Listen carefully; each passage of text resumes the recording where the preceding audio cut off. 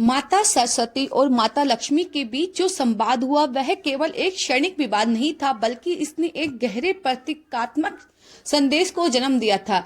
इस कथा की शुरुआत ब्रह्मलोक से होती है, जहां माता सरस्वती अपनी वीणा बजा रही थी। एक अद्भुत संगीत उत्पन्न हो रहा था। उनके संगीत में शांति और ज्ञान की ऊर्जा समाहित थी, जो संपूर्ण ब्रह्मांड में फैल रही थी। लेकिन तभी देवी लक्ष्मी वहां आई और उन्होंने कहा, मुझे आपके संगीत से कोई आपत्ति नहीं है सरस्वती, परंतु मुझे जन कल्याण के कार्यों में बहुत व्यस्तता है। मैं केवल अपने स्थान पर ही बैठ सकती हूँ और यही मेरा कार्य है। ये सुनकर माता सरस्वती ने उत्तर दिया, क्या तुम मेरे संगीत को जन कल्याण से ज्यादा महत्वपूर्ण नहीं मानती?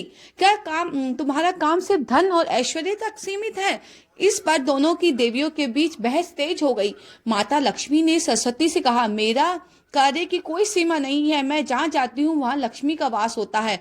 मेरे बिना कोई भी कार्य पूरा नहीं हो सकता। अब इस बहस को सुलझाने के लिए वे दोनों भगवान विष्णु के पास पहुंचे।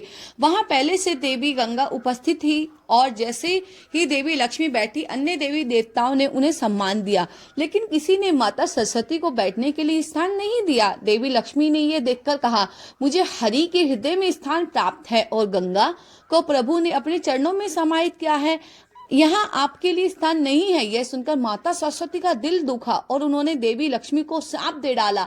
तुम्हें इतना अहंकार क्यों हो गया है कि तुम मेरे साथ बराबरी का दावा करती हो? तुम्हें इस स्थान से बाहर कर दिया जाएगा। तुम धरती पर तुलसी के रूप में जन्म लोगी, जहाँ तुम्हें हरि से कोई भी संबंध नहीं मिलेगा। माता सरस्वती के इस शाप से एक नया मोड़ लिया।